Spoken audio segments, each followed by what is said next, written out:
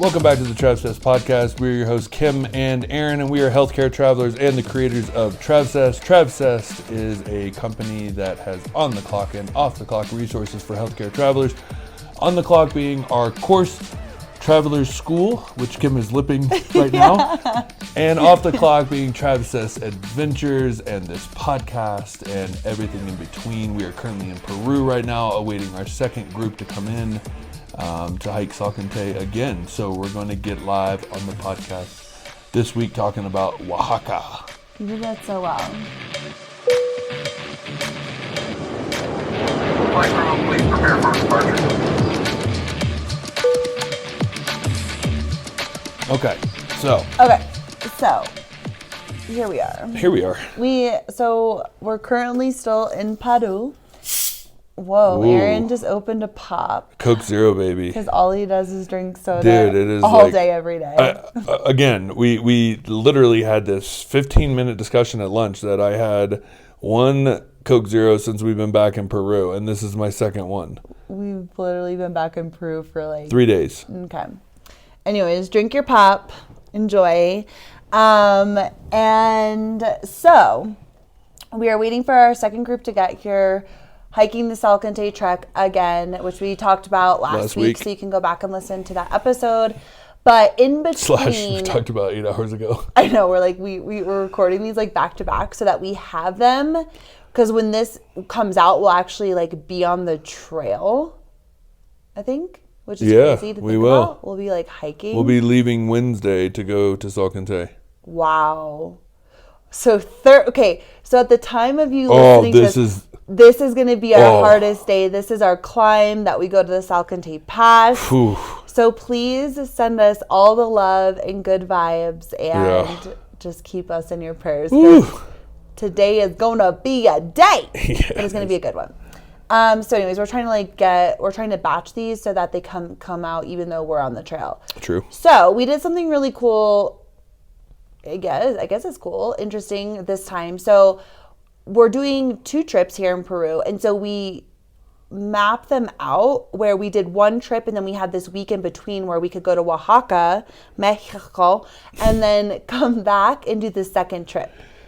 And the cool thing about Oaxaca, well, number one, I guess just geographically, I was like, oh, we'll be in Peru, so that'll be like a hop, skip, and a jump away. Oh boy, was I wrong. Okay. Well, yeah. It's insane. Okay. It's easier. We should have just flown to the United States and flown back. So we had this idea, right? So we knew we wanted to go to Oaxaca. Like, Oaxaca has always been on our bucket list. It's a huge foodie city in Mexico, surrounded by mountains. Like, it's just always been a place. Which you didn't know. No, I knew there was mountains. Oh, okay. I knew there was mountains because I knew that they have this. So the Sierra Norte mountains surround Oaxaca, and they have this cool thing that you can do where you can hike in the mountains, but then you can stay in families' homes along the way. So I knew that there was mountains, but I wasn't expecting it to be like surrounded like that. I thought maybe it'd be like a little further out. At every viewpoint. Yeah, like I wasn't expecting it to be so beautiful and right. so green and so mountainous. And so I was like surprised, you know? I'm like, whoa. Like I basically feel like I'm in Northern California, but instead of vineyards and mountains, it's agave fields and mountains, which was such a cool contrast and so different because like the agave reminds you when you're in a different country. Yeah. Right? But just the views are just beautiful and remind me of California. Sorry, took you away. Okay, so let me get back. So we knew that we really wanted to go there for so many different reasons. It's been on the bucket list, and we really wanted to bring a group there and do like a Travsessed adventure. So we're like, awesome. We're going to be in Peru. It's pretty close. Let's just like put it in the middle of the trips, easy peasy. And I started doing research to get our flights and all of that. Now, we had already booked the Peru trips, right? So both Peru trips were already booked, sold out, dates were locked and loaded. Everything was booked. There was no turning back. Then I started looking for the Oaxaca tickets because I'm like, it's going to be easy peasy. Oh my God. No. I was on the internet for days. Yeah. Trying to find the best route, trying to figure it out. It was so expensive where I went to Aaron, I was like, literally, I'm so fucking done with this. Mm-hmm. Like, it would have been way cheaper and easier for us just to go to Jacksonville to Oaxaca Mm-hmm. than Cusco to Oaxaca. Like, this is insane. Like, Yeah, but we did it. but we did it. It was a lot more expensive than we thought. Yeah. A lot more moving parts. It was like a 24-hour travel day. Yeah. Which is crazy. Mm-hmm. But a lot of that is just because Cusco is in the middle of the mountains, right? So you can't go Cusco anywhere. You always have to go Cusco to Lima. Mm-hmm. And so that's kind of part of what makes it a little bit more challenging, I guess. Well, and then you had to go Lima to Mexico City because it wasn't direct into Oaxaca, and then you have to like time that and figure that out and manage delays, and it worked out great. It was just a very long travel day coming off a trip about to gear into another one. Yeah, it was a little crazy, but Totally worth it. totally worth it. And our friends, Joe and Sarah, met us there. It's like a joke. We're like, yeah, they're part of the Travsessed research team, helping us like plan all the things. Which they did. And they do, because they're big travelers too. So like, we really appreciate their insight and their opinions about things. But also it was just like a fun way to spend time with our friends and have this like awesome trip in Oaxaca. Totally. No, it was great. I mean, I think it's funny, like from an expectation point of view, I knew there was food that I wanted to dive into, but that was pretty much it, right? I wasn't really sure what else to expect. I just knew it's the place of food and culture, and they always say, and we've said it in multiple emails that we've sent out, that if Mexico is the body, Oaxaca is the heart. And so with that being said, you can picture like, okay, well, that's like going to be like cultural and colorful and fun and tradition and all that, where the food comes from. And so I was like really excited to dive in that, but that was my expectation right there. That was it. Yeah. That was it. Well, and here's the thing too. We'd never been to Oaxaca ourselves, right? And so we knew that we had to go there to get on the ground and experience it. And we went into it with the expectation of, I did so much research ahead of time and kind of planned what I thought would be like a cool trip to do with a group. And then I kind of planned it out that way. And then we went into it being like, okay, this was cool, this not so much, this like I would rather do over this, so that we could try as much as we could and then be able to piece what we took away from it and meeting the local people and learning about different things we didn't even know about, getting into the trip, that we were able to kind of walk away and be like, okay, this is where we want to stay. This is the trip we want to have, and really get a good sense of the city itself. Well, and I think backtracking that a little bit, just to put some context there, you know, we were always booking these Travsessed adventure trips while in contract. And so we would book these trips, we'd sell them out. This is the first time that we're not in a contract. And we went and said, you know what, like we've always said that we want to get on the ground first and try things out. Fortunately and unfortunately, usually the first group is the guinea pigs of the places we go. And then on the second trip, we make little adjustments to like make it work. Where we said from here on out, let's go research ourselves, unless you and I have been to that country and have really explored it and know what to expect. And so going to Oaxaca, both of us had never been there. It's funny how many people I've talked to just personally that are like, Oaxaca, where's that? Like, I don't even know how to say that. And so we know it to be like a prime destination, but like a lot of people don't. And I'm glad that we got boots on the ground this time and really went and did things to cross it off. 100%. And honestly, the only reason that we planned Peru and Patagonia, even though we hadn't been there the first time around, I would never plan a trip somewhere I haven't been to, like never, right?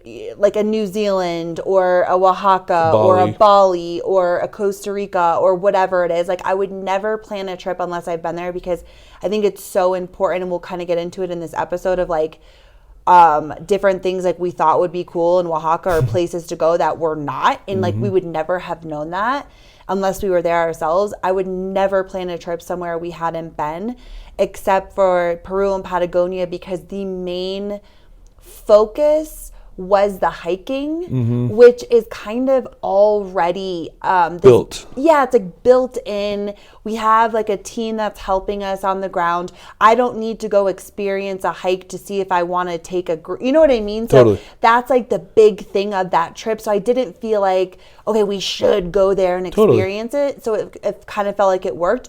But going to a place where there's not like a big thing like that going on, where there's a lot of moving parts, and where are we staying and where are we eating, and there's so many other things that go into it. Like we have to really know the best things to do in order for me to feel confident to take anyone else there, Totally. you know? Totally. So like, for instance, like you said, you know, well, I guess going back, reversing it a little bit to just Oaxaca itself, like most people think of Mexico and they think of, I'm going to go to Cancun, I'm going to go to Playa del Carmen, Tulum. Yeah, and I think Oaxaca, I think for Even Mexico City. Yeah, I think people do know about Oaxaca, especially like foodies and kind of more experienced travelers, but I think the general public doesn't really think of Oaxaca, and I think that's such a missed opportunity, because Oaxaca really is, there's so many different layers and depths, and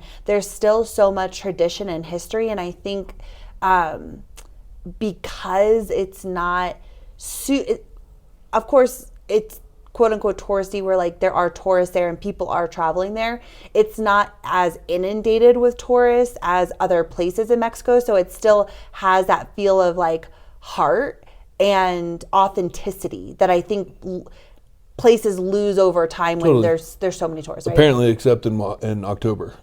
Oh God, yeah. Apparently, everybody in the world knows about it in October. Yeah, for the Day of the Dead, which we were planning. We really wanted to do our trip for Day of the Dead because we thought, oh, that would be so cool. Bucket list. Oh my gosh, like what a cool, like just what an opportunity for a group to experience it. But after doing all the research, it was just incredibly expensive, incredibly crowded, and just chaotic and crazy that we're like, maybe not. Yeah, so no.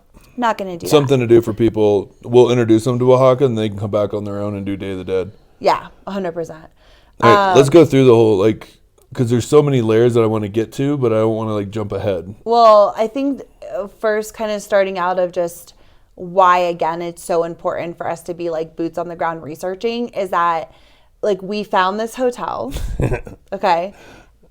I thought, because I always do a lot of research about location and area and where's the best place to stay and blah, blah, blah, blah. Okay, so we narrowed it down. Mm-hmm. This one hotel was available. It was a decent price point, because that was the other thing. Like, we don't want to stay at like a hotel that's crazy expensive, because then the price package is going to be so high. So it's like we're trying to find this balance of like it being affordable, but also still nice and a good location. And a local place.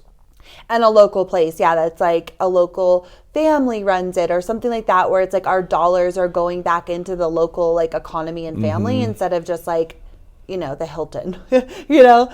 So. Well, totally. And on top of that, like when you don't know something, I mean, I know healthcare travelers run into this a lot, and we've seen it a lot when we're on contracts, is like you do the research and people say it's walkable, it's 15 minutes. Like, if you're like 15-minute walk, that's nothing. Like, that's amazing. Like, let's do it. And this hotel is fantastic. Like, it looks nice. It looked like a Rumi Punku, which we love here in Peru. Like, identical, right? They said they had breakfast. It was like this whole thing. And on top of that, like the minute we were booking, somebody from the hotel called my cell phone. Am I getting ahead? No, because I messaged the hotel and they called you directly. Right. We weren't going to book it.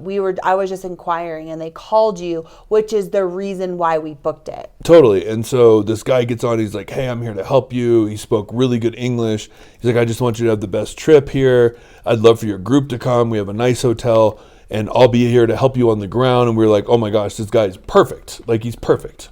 And he was. He was a really nice guy, super helpful, which is what you want in another country when they're going to like work with you and whatever. But getting there, it was like on the outskirts where, yes, it was a 15-minute walk, but it was like, come to find out, it was in more of a dangerous area, which I never felt nervous or I never felt like I was unsafe anywhere. The whole time we were in Oaxaca. Granted, I was not walking around alone. I was with my husband. We weren't really walking around at dark very often. So yes, of course, like you have to have your wits about you, but I never felt like scared for any reason. No, and a lot of the people just said like after 11, like don't walk, take a cab. Yeah. Like anytime. But honestly, that right there for me is like a deal breaker already just with that, because when you're hosting a group of 12 people, you want people to be able to walk around. And if we stay out at dinner and have a good time, like I'm not getting 6 cabs for people. Like, yeah. It's just, that's too much going on. No, you want people to, like our hotel here in Cusco, for instance, like we walk around at dark all the time here. It's so centrally located. You could walk to a cafe, grab a coffee. You could walk to the square. You could walk to lunch. It's very accessible to walk by yourself. We're there. Did not feel that way at all, where I'm like, I would never want to bring a group here. Okay. So again, we were there and we realized the location felt a little bit off. And then just like the hotel itself, like that had crazy birds that would wake you up screaming every single morning. And I'm like, why are there birds in a hotel? Yeah. And like, they would keep them covered at night so that they would think it's dark, but then they would, I guess, open the cover at like 5 a.m. and these parrots would just non-stop squawking, and it was in like an acoustic part of the hotel, so it would like just radiate throughout the hotel. And I was thinking to myself, like, I understand it's an ambiance, like, okay, cool, like there's parrots, and like one, they're in a cage, which sucks, but like two, I wanted like to set them free. Like I should be able to wake up when I want, not by screeching birds. Yeah. Not to mention like the bathroom, like I mean the whole thing. Like we're not bougie at all, but like when we're going on our trips, we want comfort in our hotel rooms. Well, and this was, yes, this is a place that like Aaron and I have stayed in some pretty rough places. Like we have, like we're pretty adaptable and we can go most places and like figure it out and be fine. This is not a place that I would feel comfortable putting in a group. We want our groups to be comfortable and feel relaxed, right? And so yes, there was no hot water, but then so I was like, what? There's no hot water? Like, this is bullshit. But then we realized and learned over time that Oaxaca itself has like a water problem. And so there's not a lot of water in the city itself. And like a lot of hotels will tell you they have hot water, but they don't. So you really have to be like very careful about where you stay and making sure they have hot water, even though he did fix it and we did get some hot water. Yeah, totally. I mean, we got it in the end, and it ended up being, like I said, comfortable for you and I, but I do think that was one of the huge benefits of having Joe and Sarah there, because we came out for breakfast every morning. Oh, the breakfast was also disgusting. It wasn't disgusting. For me, I don't eat eggs. The only thing I could have every morning was fruit, which I need a little more than fruit. And so basically, like, we'd come out for breakfast and I'd be like, is this a place for a group? And they're like, no. Yeah, that was really... Nope. And so it was like easy to be like, okay, good, we're not battling this anymore because we feel like it's not, but are we being too over the top? Yeah. So it was, so we realized that wasn't the spot. So then it was like, cool, like let's go explore other neighborhoods. Let's go explore other hotels. We've narrowed it down. Oaxaca doesn't have a lot of infrastructure. So that is one of the biggest challenges, is finding nicer places that are able to host a larger group. But that we've narrowed it down. Now we're more familiar with the location. So now it's just about locking in a place that is going to be able to support our group. So that was like the first thing. And then the other thing too, that is so cool. Obviously for us, we're doing like a research trip for like to plan for a bigger group. But I think just even as a traveler, right, as what we always say is have a plan, kind of know the things that you want to do and experience, like have a kind of a good understanding. But then once you get there, like the local people you meet, and like they lead you to different things that you wouldn't even know about. Mm-hmm. And that's like such a cool part about traveling. Totally. And can I just say, can we keep the last night as the grand finale of this podcast? Kind of that whole story. Yeah, I mean, there's not that much more to say. Well, I mean, I'm not going to walk through I don't want to walk through our entire trip of this and this and this. I think it would be cool to talk about the highlights. Like, what were your highlights? Yeah, okay, we can go through that.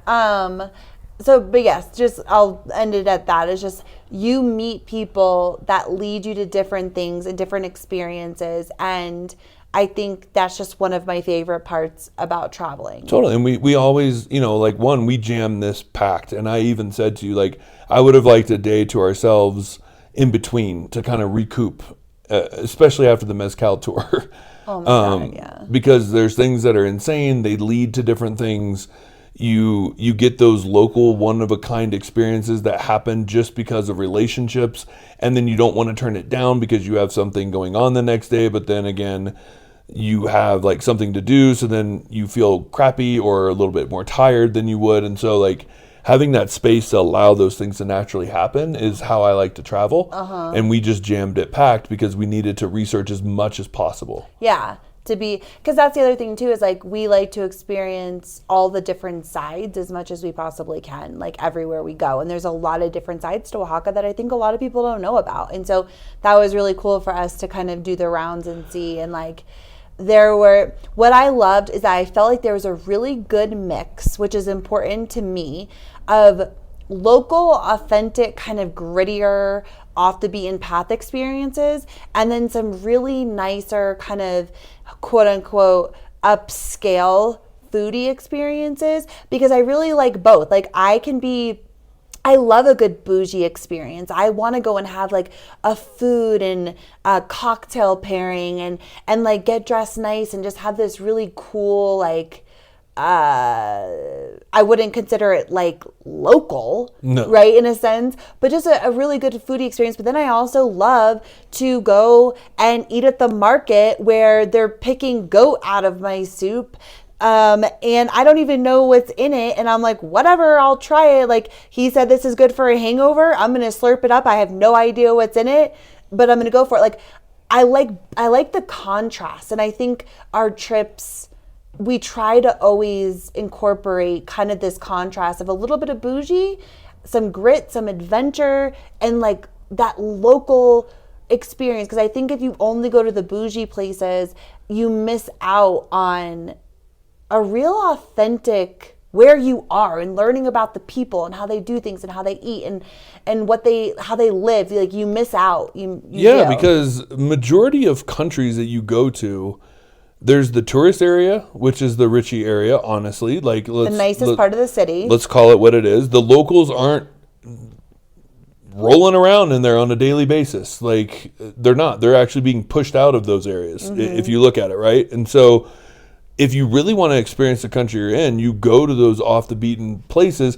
and this is the day-to-day life. And that's what allows you to really get your mind twisted in a way, like of just like, wait, what? Like this is normal? Like, wow, like this is insane. And it's overwhelming to us. And that's what I love the most about our trips is like, you got to bring in that overwhelm to see how people do things in other countries, or else you learn nothing. Yeah, because it's like you want it to feel new and different, right? Like we say, we went on a walking tour the other day and the guy, was a little bit extreme with his beliefs, but I thought it was like really interesting to hear his thought system on, gentrification of Oaxaca, tourism and different things. But what he said is something that really, one of the things that he said that really resonates with me and something I really feel is, unfortunately, wherever we're talking about, like whatever country it is, a lot of tourists do not leave the bubble. And the bubble is usually the city center. That is the nicest part of the city, the prettiest part of the city, because that's where all the money goes. That's where the tourists go. They eat at those restaurants. They walk around. They shop at those places. But they very rare, and they say, oh, I've been to Cusco. I've been to the square. Oh, I've been to Oaxaca. I went to Santo Domingo Church. Oh, I went here. But like you don't really feel the heart of where you are until you get outside that bubble and those walls and really connect with how the people really do things in that area. And you are not going to see that in the touristy area. It's just a fact. And last thing I'll say is it's touristy a lot because there's a lot of things going on in that area.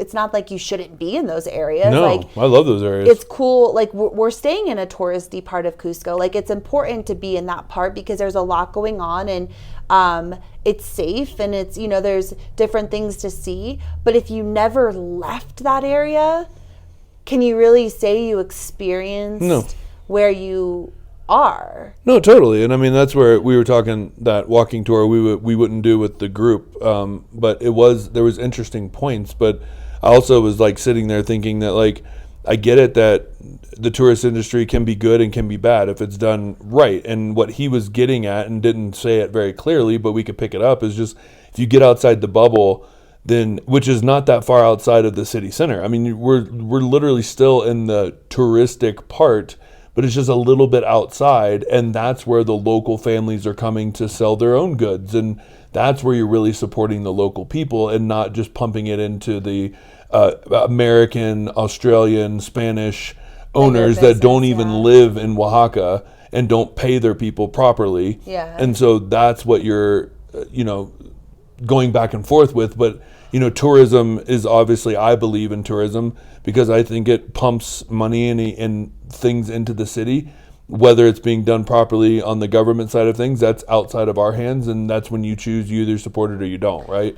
I think you're never going to be perfect. And I think that one thing that we try to do to the best of our ability, and there's no way to know for sure, and there's no way to be, have it all right, but we try to put our money into the hands of local people, whether that's restaurants or hotels or guides or companies that are on the ground here supporting the local people, giving back to the local people. Like, I do a lot of research and try to pick the places we go and the things that we do based on putting our dollars back into the economy of the people that we are, of the country that we're visiting and the people that we're sharing this space with. That's something that's really, really important to me. And it's not always going to be perfect, but it's something that we try to do. And that's usually getting outside of like the bubble of where we are.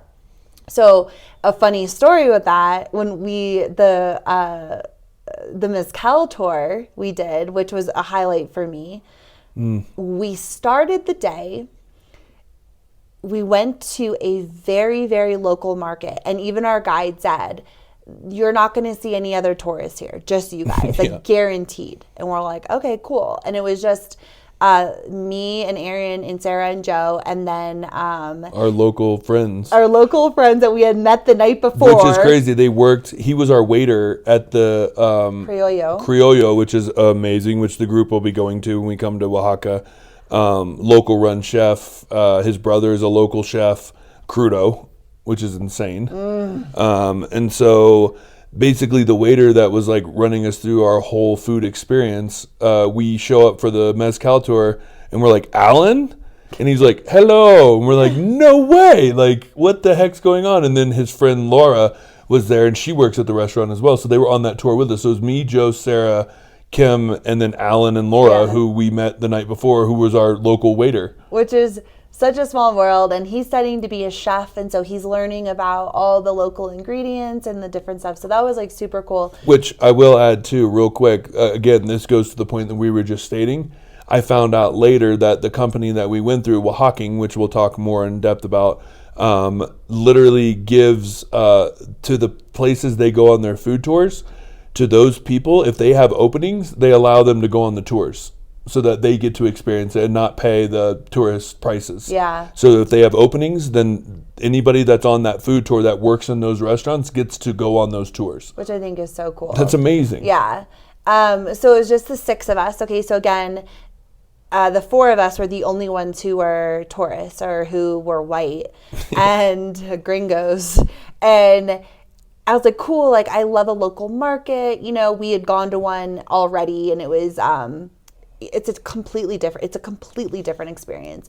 And especially being somebody who is quote unquote vegetarian, that I do eat meat, but I don't really eat very much of it. It's not your choice. And I prefer vegetarian when possible. In Oaxaca, it's more challenging to find that. So we go to this market, we're walking, and he's like, they go here to like sell cattle.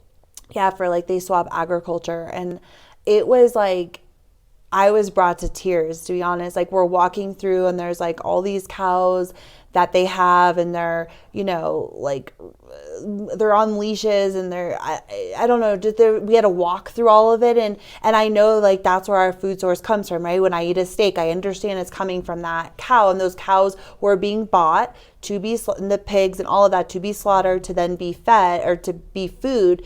But like, I've never seen anything like that in my life, and they were just everywhere, and everyone's screaming, and the cows were just everywhere, and I was just like, wow, it felt like really unsettling. But then I think it was Joe, and he's like, well, this is where your food comes from, like, you should be aware of it. Well, I'm obviously aware of it, but it's not necessarily where your food comes from. That was more local. They were going to the local farms, whether they be for dairy, for meat, for whatever it was, for pulling, for fields, for whatever. It was where all of the exchanges happened. And so there was a lot of them. They're being loaded onto trucks and things like that. And Joe turned to me and he was like, Kim's going to lose her shit. And I was like, I know, I know. And I was like crying. It was a lot for me. And I am a meat eater, understanding like that's where it comes from. But in a way, it was like, this is not a mass slaughter area. This is they're trading their cows 1 by 1, 2 by 2, and taking them to the farms, and whatever they choose to do with them, that's the choice. But that's the way of life, right? So it was like seeing it in its purest-ish form. Well, and I think that was what I was saying, is like, it was hard for me to see, but at the same time, it is the way of life. That is how those local people and farmers, that's how they conduct business. That is what they do. And so we were a part of that, and we saw that. And so they weren't thinking about the tourists. They were going about their life, and they only do that on, I think you said Fridays. And so then we went, and our guide, of course, is like, okay, it's going to be a challenge for me to find you something vegetarian, but I'm going to go try. And I was like, okay, like, that's great. And so we had so much food. Again, it's just us. We're surrounded by all these local people. Nobody speaks English.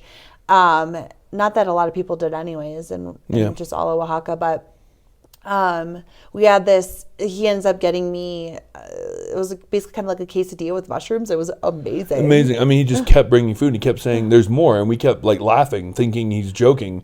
And then all of a sudden he shows up with like an entire meat platter that we were making our own tacos. It was literally the best food we had. It was amazing. Some of the best food we had while we were there. It was incredible. Minus those like really good restaurants. Yeah. Oh yeah, 100%. But it was just such a cool experience. And like, we were completely off the tourist path. We were in the mountains. And so we started the tour that way. And then we went out into the mountains, and without getting into like all the details, but we learned all about mezcal, how it's created, what it truly is, the process of it. And sorry, not only that, just like what Bogart, our guide, he's like so passionate about mezcal and knows so much, has his own mezcal brand, which was really cool.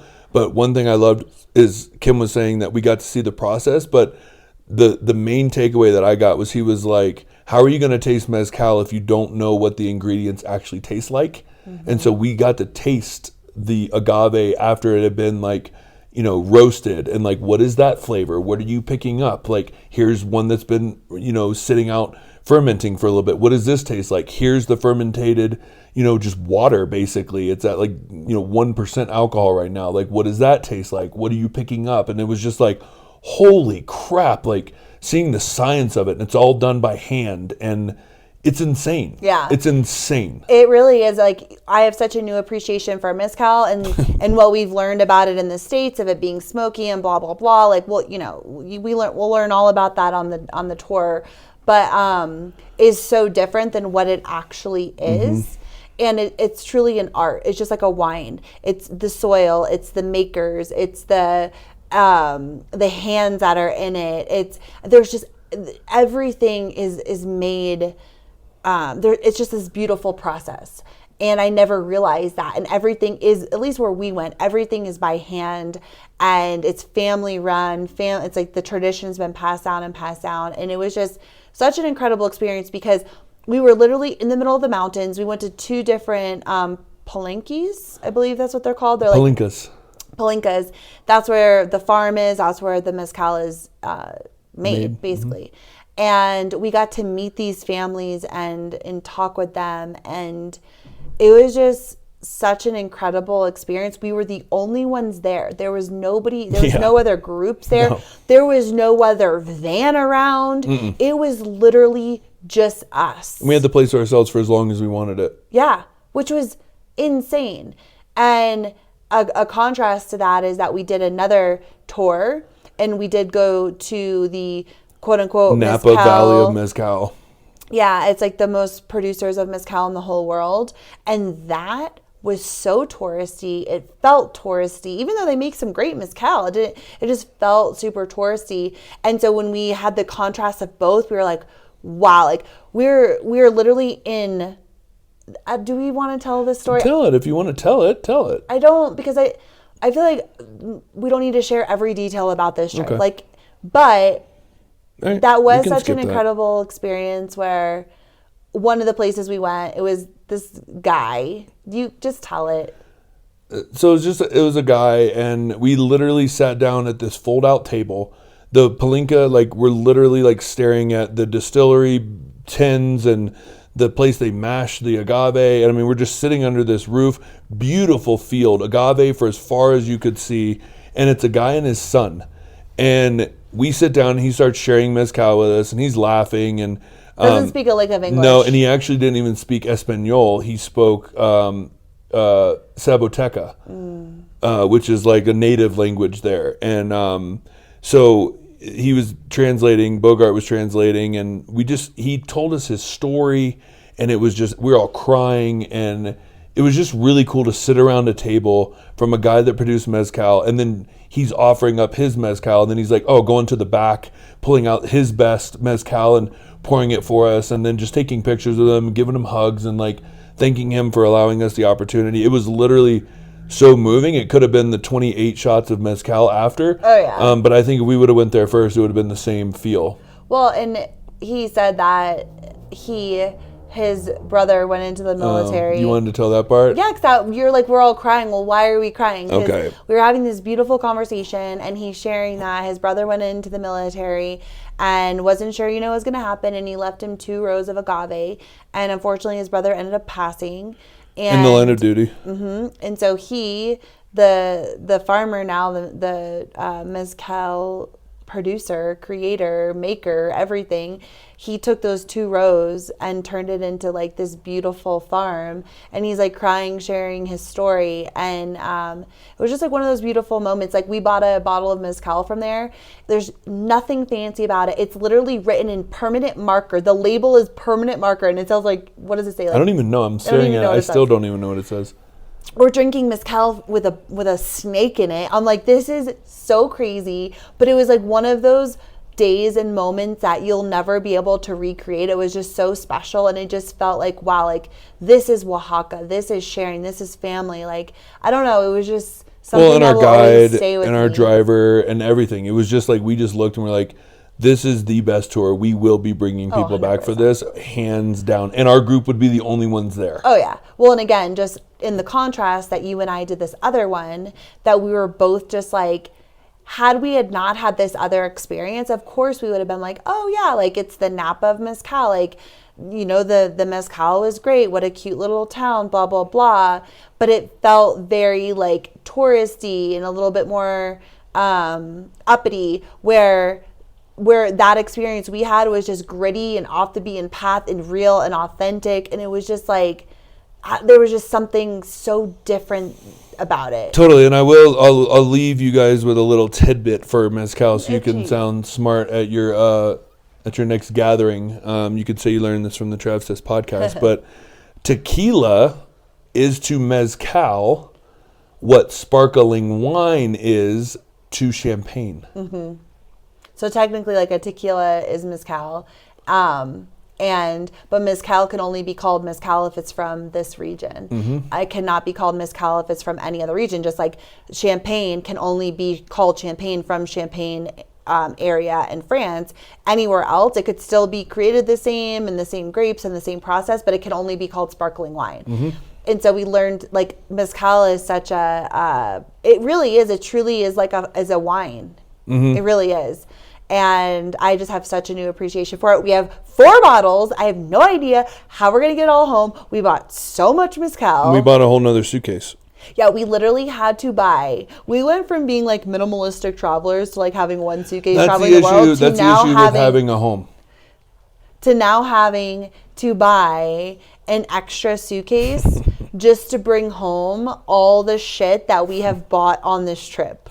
Not to mention from Peru, all the coffee and the coffee liqueurs and the honeys and That's what I mean. Like, we've bought so much. Again, we were supporting local families with things that we really love and appreciate. And some of them are gifts. They're not all just for us. But yeah, we are like, wow, we have reached another level. And like you said, yeah, now that not everything we own has to fit in our Jeep.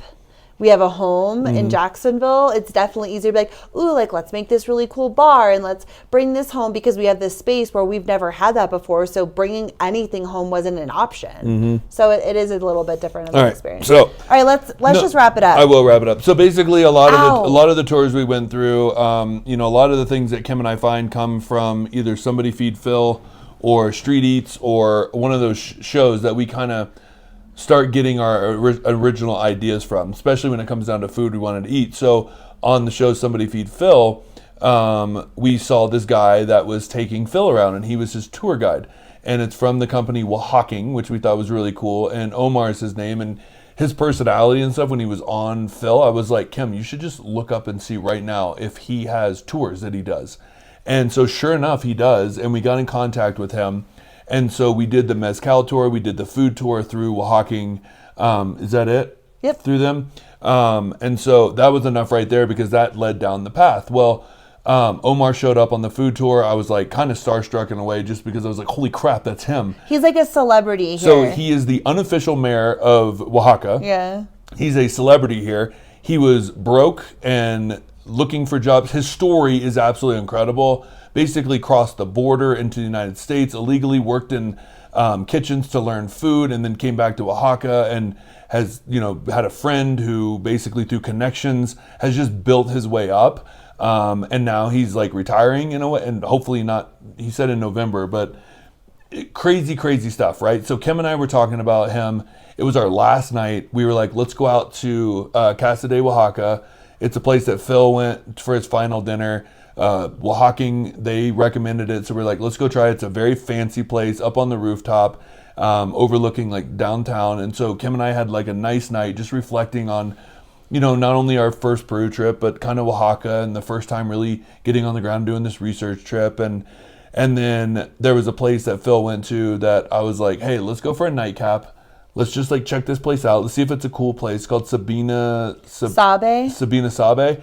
And it's a cocktail place. Yeah. Like fancy cocktail. Like they make cocktail. What are they called? Yeah. What are they called? Oh my God. Mixologists. Mixologists, yeah. And it's funny because we were like, we'll just have one drink and then we're going to go home. Like that, because we were flying out the next morning back to Peru and we we're like, okay, we'll pop in one drink around the corner and then we're going home. So we go in, the hostess was absolutely really cool. Like energy from the beginning. Like, oh, come on guys, like let's go. Like I got you a table here. Like let's go. She was really cool.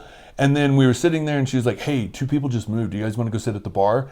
So we're like, yeah, absolutely. So we sit down at the bar, meet the bartender. He's super cool. They recommended a drink. And then we asked if they had the drink that Phil had.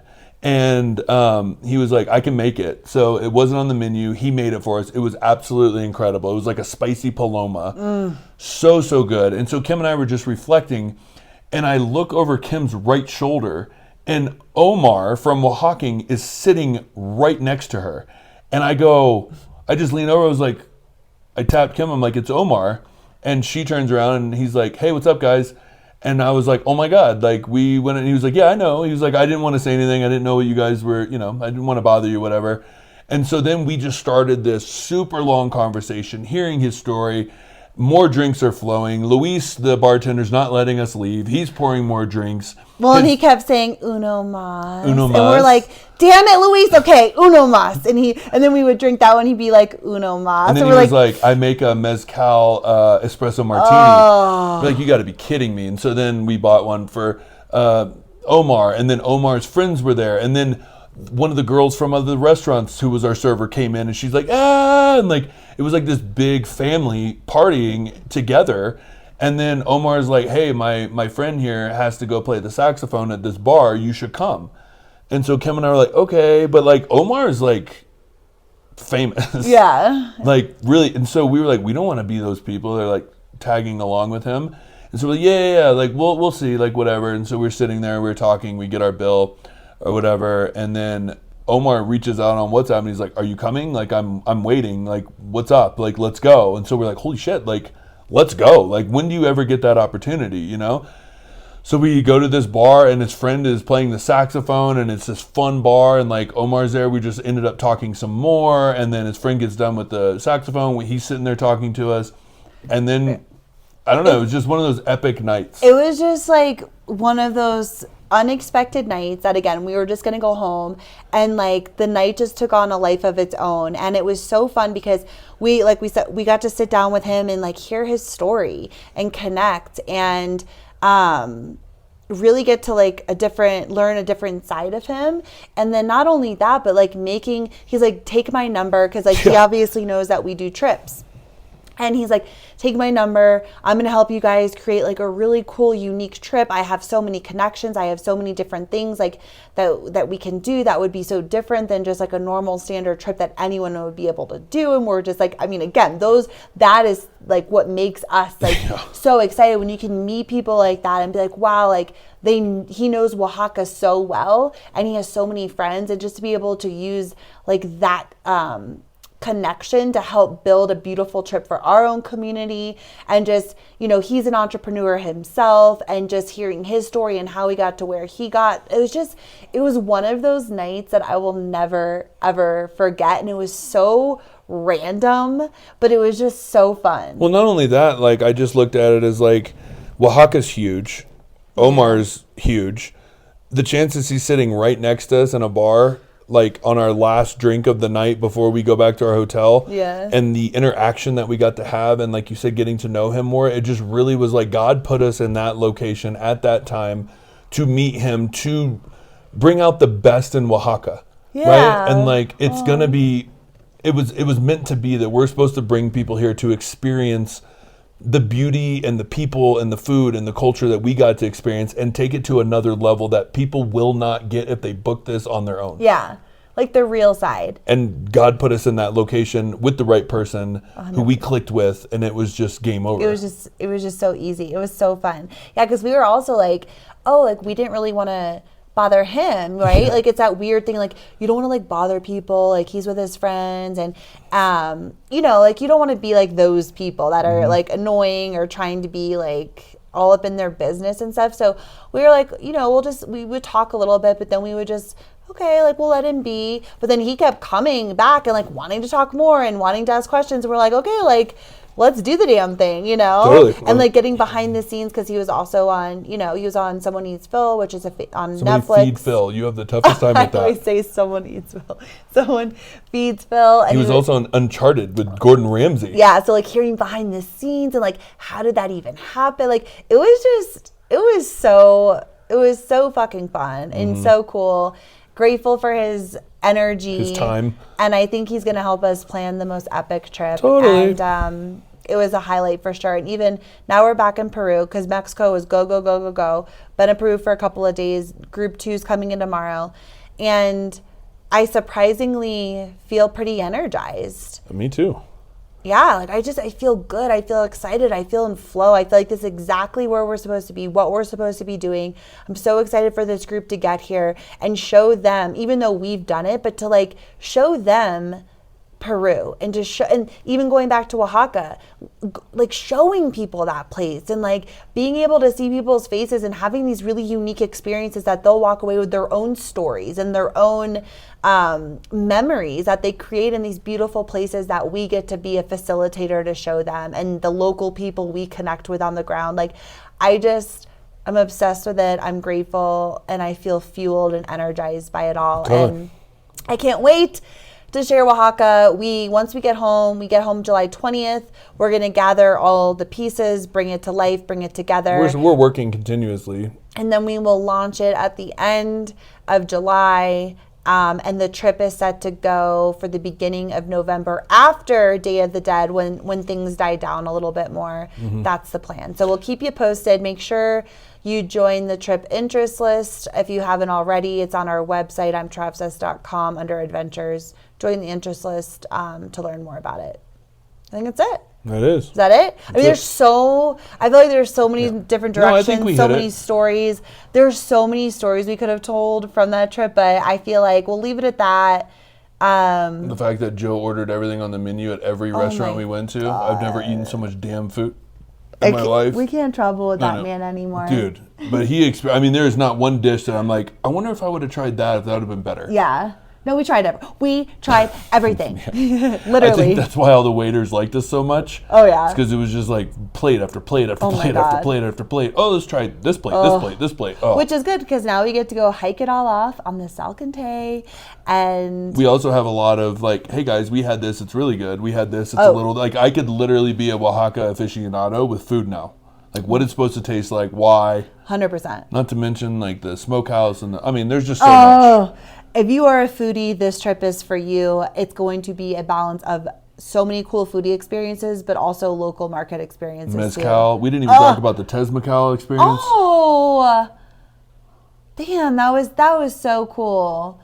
Where I'm like claustrophobic, and I thought I was gonna be. It's like basically like this old ancient tradition that they use. It's like this clay. It's like brick almost domes. It's like a brick oven. Yeah, basically.